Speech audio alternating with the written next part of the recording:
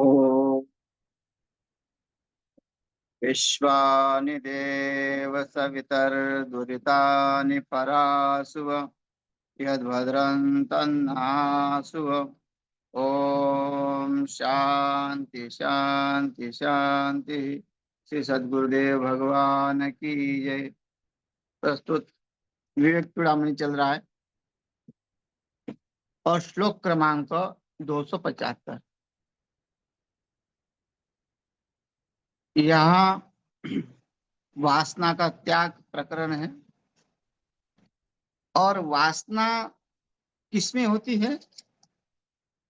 वासना अनात्मा में होती है, आत्मा में कभी वासना होती नहीं है।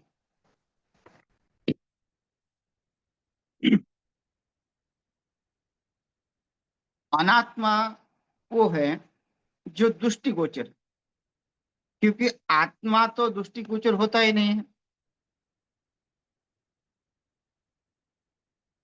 फिर कहेंगे कि भाई दृष्टिगोचर जो है वो आत्मा नहीं है, तो जो भगवान के अवतार हुए वो तो दृष्टिगोचर थे। फिर उसको हम आत्मा माने कि नहीं माने? तो आत्म तत्व तो सब में है, ईश्वर सर्वभूताना, है ना। आत्म तत्व ऐसा कोई ऐसा देश नहीं है कि जिसमें है केवल। आत्म तत्व सर्वभूत है। फिर आत्मभूत सर्वभूत है, तो फिर दिखाई क्यों नहीं देता?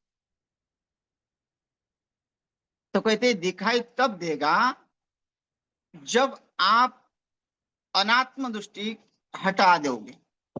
जो अनात्मा दृष्टि हमारी बनी हुई है संसार के प्रति, क्योंकि जो है वो हम देख नहीं पा रहे। अर्जुन की स्थिति वही थी कि अर्जुन जो है वो देख नहीं पा रहा है और वो शरीर अनात्मा को देख रहा है। अनात्मा दृष्टि थी, आत्मा दृष्टि नहीं थी। उसको अपने सगे संबंधी भीष्माचार्य, द्रोणाचार्य ये सब दिख रहे थे। और भगवान ने कहा भी ये जो है ये तो रहने वाले नहीं है, क्योंकि जो अनात्मा है, जो दृष्टिगोचर है, वो हमेशा नाशवान है, चाहे कोई भी आया हो, है ना। भगवान में तो सामर्थ्य था, जितना दिन उतना दिन रह सकते थे। क्या क्या फर्क पड़ता था? 4 युगों में रहने के लिए क्या दिक्कत थी?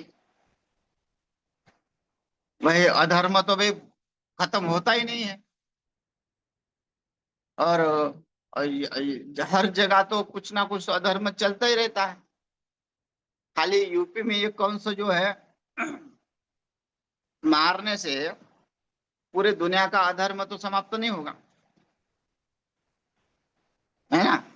लेकिन वहां जो दृष्टिगोचर है वहां उसको सीमा है, वो काल के अधीन है। भगवान भी होने के बाद भी वो काल से अधीन है। भले ही काल उनके ऊपर प्रहार नहीं कर सकता, लेकिन वो नियम से बने हुए हैं कि हमको जाना है। राम जी को काल लेने आए थे, राम जी को जाना ही पड़ा। ये नहीं कह सकते कि थोड़ा दिन रुको। हाँ, वो उससे जो है बस इतना है कि वो शरीर के से मोह नहीं होता, वो जो उसी को भगवान कहते हैं। तो वो जो दृष्टिगोचर है वो सब समाप्त हो जाता है। तो यही जो अनात्मा है, जो आत्मा दिख नहीं रहा है। तो क्यों नहीं दिख रहा है? वो हमारे हमें उसका ज्ञान नहीं है। हम वासनाओं से भरे हुए हैं। जब तक हमारी वासना का त्याग नहीं होता है, जब तक हम सृष्टि दृष्टि भेद समाप्त नहीं करते हैं, तब तक हमारी वासना समाप्त नहीं होगी। और यहाँ कहते हैं वासना का त्याग करने के लिए क्या करना पड़ेगा? तुमको निष्ठा रखनी पड़ेगी पहले आत्मा में। अनात्म वासना जालय हीरो भूतात्म वासना नित्यात्म निष्ठया तेषाम नाशे भाति स्वयं स्फुटा। वो तो स्वयं नाश हो जाता है।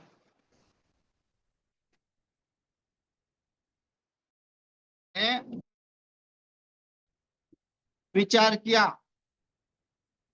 झोपड़ी को छोड़ के मैं महल में चला जाता हूँ, तो नहीं होगा, वो छूटेगी नहीं झोपड़ी। हाँ, महल की चिंता है, महल की चिंता होने से झोपड़ी छूटेगी नहीं। जब तक हम महल नहीं बनाते तब तक हमारी झोपड़ी छूटेगी नहीं। और महल एक बार बन गया तो झोपड़ी का अस्तित्व समाप्त हो गया, फिर वो झोपड़ी के बारे में नहीं सोचता। झोपड़ी थी तो महल भले ही सोच विचार से था, लेकिन जब उसने प्रयत्न से महल बना दिया तो उसकी झोपड़ी का कोई आनंद नहीं, फिर उसको झोपड़ी समाप्त हो गई। कि कब? जब महल बना तब। वैसे ही वासना समाप्त कब होगी? जब हम उस परमात्मा को प्राप्त करेंगे, तो वो अपने आप वासना का नाश हो जाएगा। नहीं तो वो झोपड़ी में ही बने रहेंगे और खाली विचार करेंगे, ब्रह्म ज्ञान हो जाएगा, श्रवण करने से ब्रह्म ज्ञान हो जाएगा। हाँ, दूसरे के भरोसे पे ब्रह्म ज्ञान नहीं होगा। बोलेंगे कि हमारे गुरुजी है, वो ब्रह्म ज्ञान हो जाएगा। नहीं, प्रयत्न खुद करने पड़ेंगे। गुरुजी का आशीर्वाद रहेगा, लेकिन प्रयत्न खुद करने पड़ेंगे, खाली विचार से नहीं होगा। तो उसके लिए कहते हैं भाई, अनात्मा के बारे में सोचो कि आत्मा क्या है और अनात्मा क्या है। जो अनात्मा है वो दृष्टिगोचर जो हो रहा है वो सब अनात्मा है। जो भी गृह कार्य कर रहे हैं उसको हम कर्म कहते हैं। उस कर्म में हमारी आसक्ति है। अच्छा, उसके हमारे अंदर जो पहले विचार है, विचार क्या है? वो वासना कि मेरा ये कार्य हो जाए, है ना। उसके लिए संकल्प भी होता है, चाहे स्वर्ग आदि की प्राप्ति हो, चाहे गृह कार्य का आदि का हो, या यहाँ पृथ्वी लोक का सुख हो। ये सब की वासना है। इसलिए बोलते लोकेशना, पुत्रेशना, वित्तेशना, ये सब वासना है। इस वासनाओं को छोड़ना पड़ेगा, क्योंकि ये वासना क्या है? अनात्मा है। ये आत्मा नहीं है, और आत्मा में कोई भी वासना नहीं होती। तो अनात्मा वासना जाल है, उस वासना रूपी जाल में फंसे हुए हैं और छटपटाने लगे हैं। लेकिन छटपटाते हैं किस लिए? छोटी वासना से निकलकर बड़ी वासना में चली जाए। मेरा छोटा सा घर है, मेरा छोटा सा व्यापार है, और इस व्यापार को मैं कैसे बढ़ाऊंगा। और बढ़ गया तो फिर भी वहां भी शांति नहीं है ना। यहाँ का राजा जो है पूर्ण रूप से धनवान है, कोई उसके पास कमी नहीं किसी बात की, लेकिन फिर भी वो राजा यज्ञ करके स्वर्ग की प्राप्ति करना चाहता है। फिर स्वर्ग के देवता सोचते हैं कि हम तो ब्रह्मा बन जाते, अगर अगर अधिक ज्यादा पुण्य करते और मेहनत करते, इसमें ब्रह्मा बन जाते। तो ये वासना जो है ब्रह्मलोक पर्यंत है। पहले तो गांव का सरपंच हो गया, सरपंच होने के बाद उसकी वासना पूर्ण हुई, पर सरपंच के लिए बहुत सारे कार्य करने पड़े। फिर उसके बाद उसकी वासना एमएलए में चली जाती है, एमपी में चली जाती है, और बाद में जो है सोचता है कि मैं मुख्यमंत्री बन जाऊं। तो उसकी वासना है, वो वासना को छोड़ नहीं रहा है, वासना को बढ़ा रहा है, क्योंकि जाल में फंसा हुआ है ना।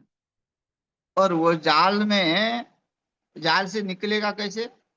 जब वो सुनेगा कि हाँ, मुझे इस संसार में दुख की अनुभूति हो रही है। अगर वो दुख की तरफ नहीं देखता, दुख क्या है?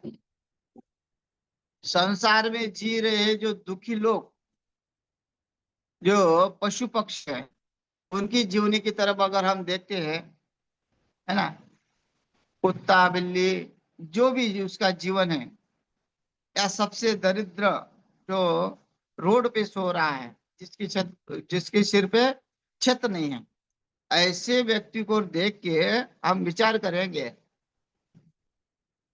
कि संसार में सुख होता तो इनको भी मिल जाता, केवल हमको ही प्राप्त है और हमको भी पूरा सुख प्राप्त नहीं है, ऐसा विचार करता, तब तो वासनाओं से छूटता।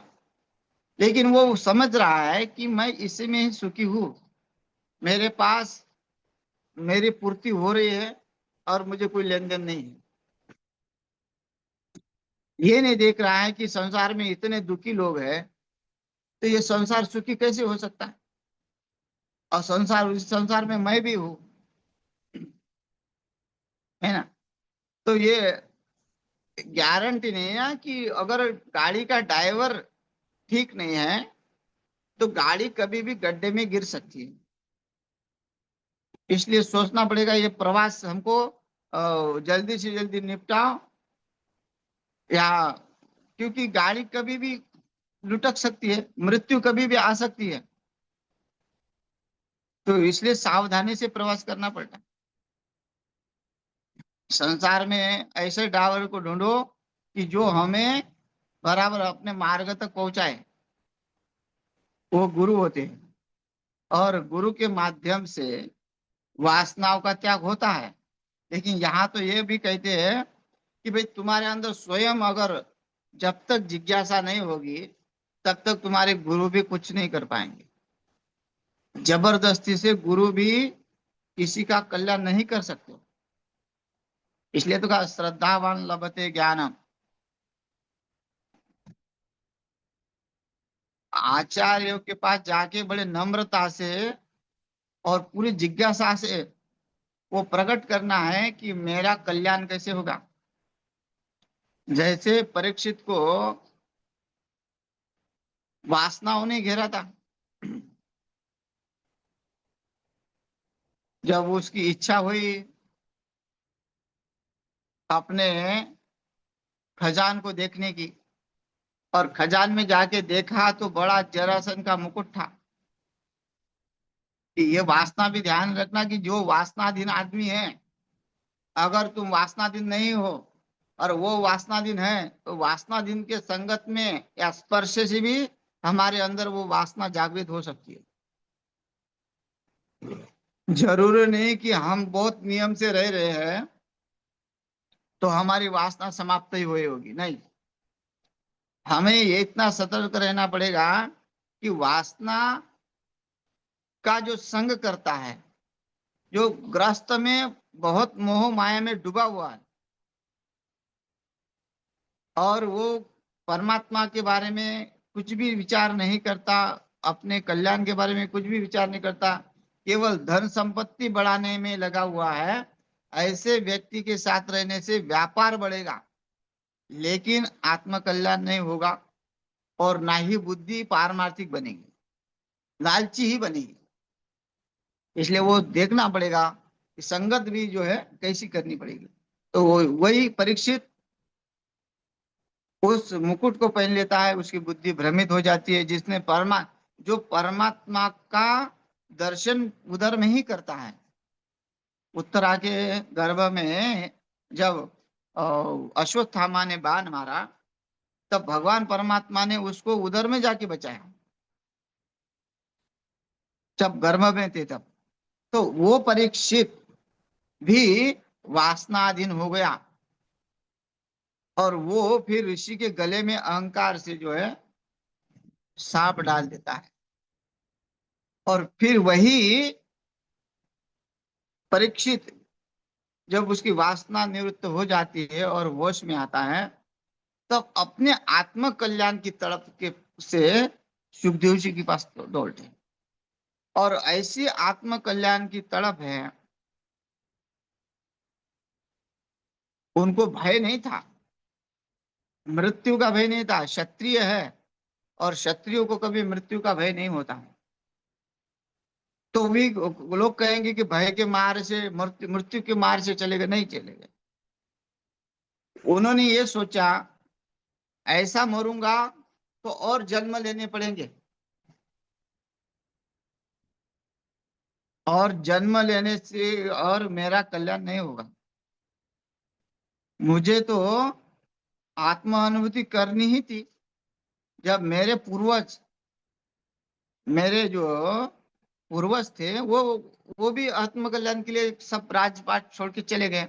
इसका मतलब यह है कि राजपाट में भी कोई आनंद नहीं है। पांडव सब राज्य छोड़ के चले गए थे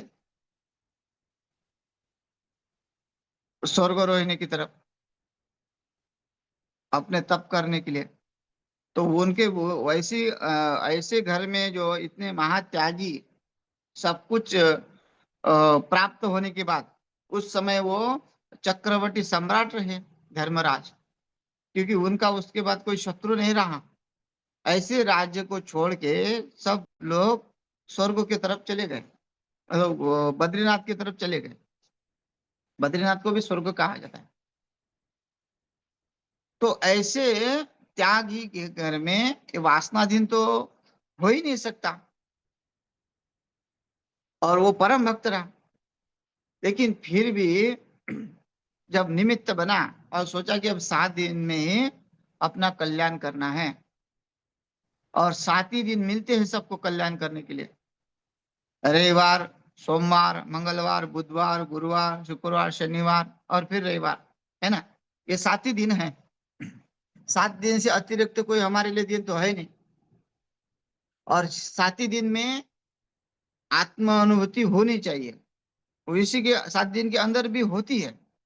तो वह परीक्षित जो है उस श्रोत्रिय ब्रह्मनिष्ठ भगवान सुखदेव जी के पास जाके कहते हैं कि मेरा उद्धार कैसे होगा। मैं इस मृत्यु संसार के दलदल में, इस जाल में, वासनाओं के जाल में फंसा हुआ हूँ और मैं निकलना चाहता हूँ। सुखदेव जी कहते हैं कि निकल तो सकता है, लेकिन मैं नहीं निकालूंगा। बस मैं आइडिया बताऊंगा निकलने की, और निकलना तुमको है। और वैसे ही किया, है ना। तो ये है कि आत्म कल्याण की जो तड़प होती है, आत्म कल्याण की तड़प जिस दिन शुरू हो जाएगी, उस दिन वो अपने आप अनात्मा दृष्टि जो है हट जाएगी। परीक्षित की अनात्मा दृष्टि हट गई। जो उसके पास राजपाट था, अच्छा वो अगर चाहता था तो ऐसा भी है कि तुरंत जहर निकालने वाले बहुत सारे वैद्य हैं। सांप ने काट लिया और तुरंत दवाई पी लिया, यहाँ काटेगा वहां बांध दो पक्का, है ना। ऐसा तो है नहीं कि तुरंत काटा और मर गया। ऐसा कोई सांप नहीं कि एकदम 1 मिनट में ही मारेगा। 1 घंटे के अंदर मार देगा, बहुत जहरीला सांप। लेकिन 1 मिनट 2 मिनट में नहीं मारेगा।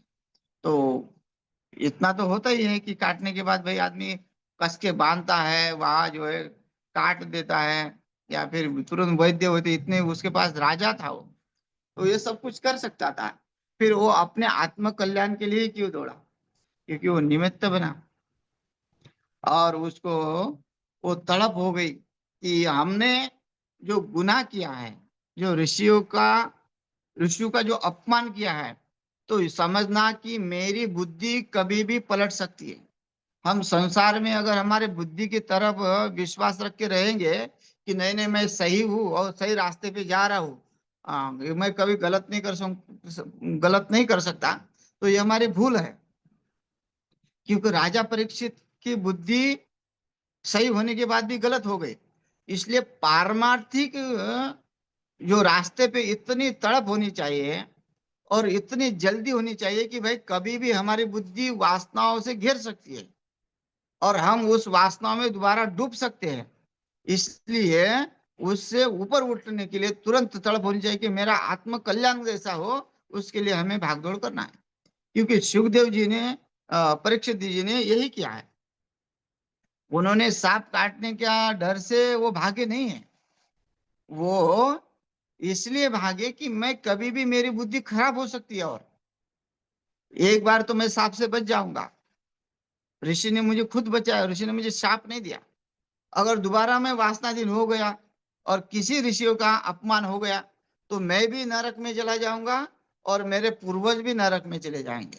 तो वो इससे अपेक्षा क्या है कि भाई वो है कि परमात्मा की जल्दी से जल्दी प्राप्ति करो, तो हमारे पूर्वज भी तरेंगे, हम भी तरेंगे।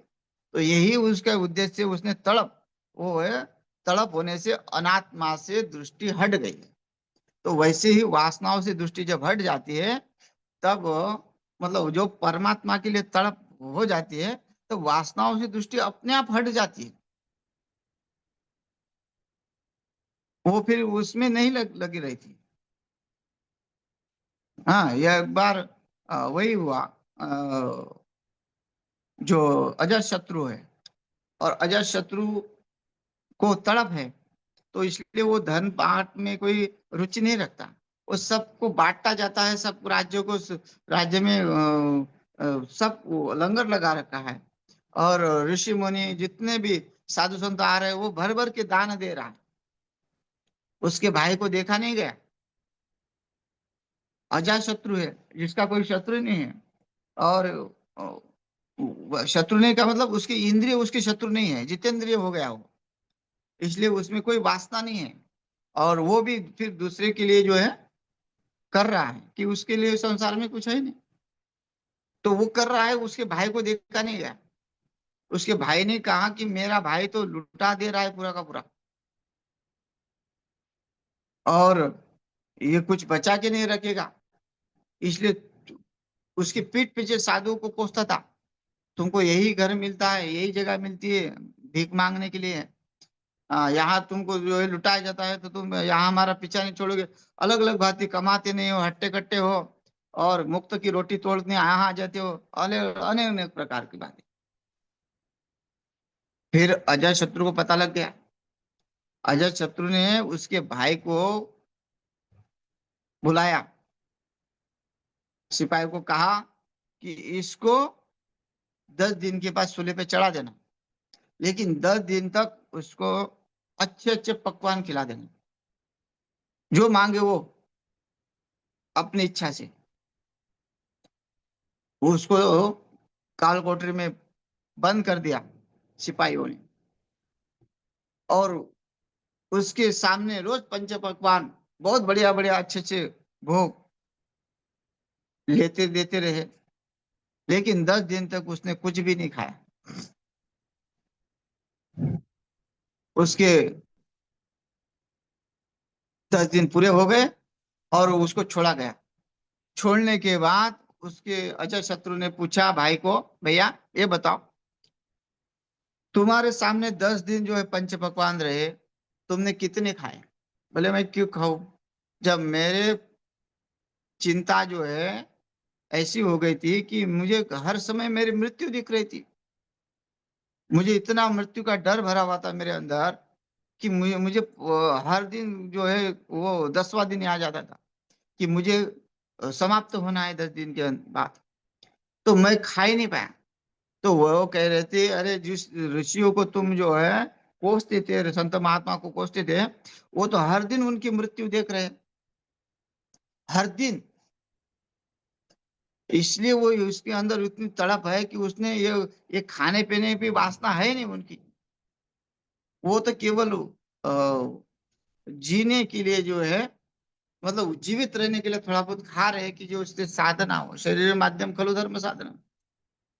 साधना भजन के लिए खा रहे हैं, लेकिन खाने के लिए नहीं जी रहे हैं। तो तब ध्यान में आया कि अरे, उनके जो संत महात्मा होते हैं, वो उनकी वासना खाने पीने में या किसी और में नहीं होती है। भले ही हम कितना दे दे, वो जगत कल्याण के लिए ही लगाते हैं। संत महात्माओं तो जितना भी मठ मंदिर बने हैं, वो तो जगत कल्याण के लिए है। उनमें आसक्ति थोड़ी, वो शिष्य परंपरा है, शिष्य परंपरा चलती है। तो ऐसी वासनाओं को त्याग कब होगा? जब वो अनात्मा दृष्टि उसकी हट जाएगी। और अनात्मा दृष्टि कब हटेगी? जब वो उस परमात्मा के लिए तड़प उठेगा कि मेरा कल्याण हो। इस संसार में, ये संसार दुखालय है, दुख से भरा हुआ है, और वो महसूस करे उस दुख को। महसूस कब करे? कि दूसरे को दुख दुख से दुखी होगा तब महसूस करेगा। और अगर वो दूसरे के दुख से दुखी नहीं होगा, तो वो पूर्ण का पूर्ण वासनाधीन है, समझना, उसका कभी कल्याण नहीं हो सकता। जब तक हम दूसरे के दुख में दुखी नहीं होते हैं, हमारे अंदर दया उत्पन्न नहीं होती है, और उस दया का परिणाम यह है कि संसार हमको दुख रूप लगने लगेगा। और दुख रूप जब लगने लगेगा, तब हमारी परमात्मा के प्रति तड़प जाग उठेगी कि उससे ये संसार जो है बड़ा झंझट है, कब कोई धोखा देगा पता नहीं। हमारे पास बहुत बड़ी संपत्ति है, लेकिन जिसके पास संपत्ति उसके पुत्र नहीं है, या पुत्र ढंग के नहीं है, उसको भी ये डर है कि पुत्र कभी मेरा गला घोट के मार ना दे। हाँ। या फिर वो पुत्र नहीं तो वो दूसरे की संपत्ति हो जाती है, फिर वो चिंता में लगा रहता है। तो ऐसे संसार में, हाँ, स्थिर स्थिरता तो है ही नहीं। आज मेरे पास है तो कल दूसरे के पास होगा। भूमि जैसी की ऐसी है, लेकिन भोगने वाला समाप्त हो गया, भोग कभी समाप्त हुए नहीं है। भोगे न भोक्ता हुए न भोक्ता। वो बोलते भोग समाप्त कर दिए, भोग समाप्त नहीं कर दिए, भोगने वाला समाप्त हो गया, लेकिन भोग जैसे के वैसे है। तो ये देखना पड़ेगा कि हमें उस परमात्मा के प्रति प्रेम हो और हमारे कल्याण के लिए तड़प हो, है ना। संत तुकाराम महाराज तो ये कहते, कई मी उद्धार पावे ना, कई कृपा करे नारायण, ऐसे सांगा तुम्हें संत जन, करा समाधान चित्त माझे। वो कहते हैं कि मैं कब कल्याण, मेरा कब कल्याण होगा, कहीं मैं उद्धार पाऊंगा, ऐसे संतों को पूछते हैं। संत के जहाँ पास जाने के बाद वो तड़प होनी चाहिए कि मेरा कल्याण ही हो और मेरा व्यापार नहीं बढ़े। मेरे व्यापार तो हमारे में हम अपना पुरुषार्थ करेंगे व्यापार बढ़ाने के लिए, लेकिन कल्याण वो करने होने के लिए तो परमात्मा की, संत महात्माओं का आशीर्वाद होना ही चाहिए। तो यहाँ ये कहते हैं कि अनात्म वासना जाले, जब अनात्म वासना जाल में फंसा हुआ है तो उसको कौन निकालेगा? तो उसको सदगुरुदेव निकालेगा। और वो अपने लेकिन वो अपने ही सामर्थ्य से निकले। पुरुषार्थ धर्म अर्थ काम मोक्ष पुरुषार्थ ये है, चार पुरुषार्थ तो स्वयं करने पड़ते हैं। तो ये जाल से तिरोभूतात्म वासना, तिरोभूत वासना जो अनात्मा वासना ढक जाती है।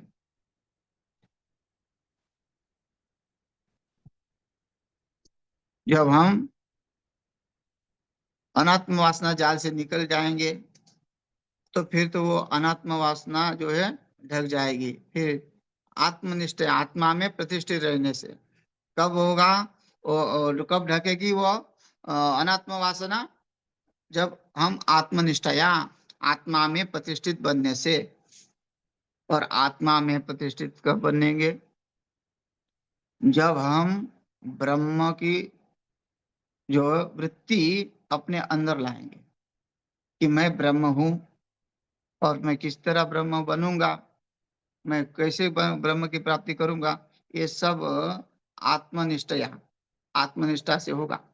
और आत्मनिष्ठा में प्रतिष्ठित रहने से तेषां नाशे, फिर उसका नाश हो जाता है। किसका? अनात्मा का।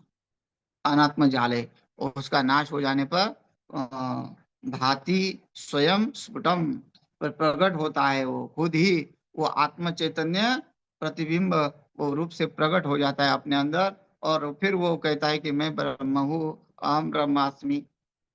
वो अहम ब्रह्मास्मि वृत्ति को प्राप्त हो जाता है। फिर आनंद को, सच्चिदानंद घन को प्राप्त हो जाता है। फिर उसका जो संसार का दुख का मूल नाश होने के बाद वो, फिर उसको वो कभी भी उस संसार दुख में नहीं आता। फिर यद्गत्वा न निवर्तन्ते तद्धाम परमम, न तद्भासयते सूर्यो न शशांको न पावकः, यद्गत्वा न निवर्तन्ते तद्धाम परमम। फिर न तद्भासयते सूर्य का अर्थ यह है कि संसार की कोई भी वासना फिर उसको, उससे सुख प्राप्त नहीं कर देती, और ना ही वो उससे कोई जोड़ता। पहले कहा था ना कि जो झोपड़ा तब छूटेगा जब वो महल को प्राप्त करेगा, और महल को प्राप्त करने के बाद फिर वो छोटे छोटे झोपड़े के लिए बारे में नहीं सोचेगा। वो अनायास उसको बिल्कुल खुशी खुशी उसको झोपड़े को छोड़ दिया। इसलिए ये जो हमारा पंचमहाभूत का जो झोपड़ा है, वो पंचमहाभूतों का झोपड़ा अनायास छूट जाएगा। जैसे परीक्षित का छूट गया, वो उसको पता ही नहीं चला, वो इस ब्रह्मवृत्तिकार हो गया। वो बोलते मरण माजे मरून गेले मज केले अमर, मतलब मृत्यु कब होगी ये हमको पता ही नहीं। मैं अमर हो गया, मतलब शरीर में कब सांप आया, कब काट के चला गया, उसकी बात उसको पता ही नहीं चला। उसी समय वो आत्मनिष्ठ हो गया, समाधि में लीन हो गया, अपने ब्रह्म वृत्ति में चला गया। तो ऐसे वासनाओं का त्याग करके अनात्मा वस्तु से बुद्धि हटा के और आत्मनिष्ठा में बुद्धि लगा के ही कल्याण होता है। तो इस श्लोक का अर्थ यह है। और शेष जो है अगले सत्र में करते हैं। समय हो गया। हरि ओम दर्शक।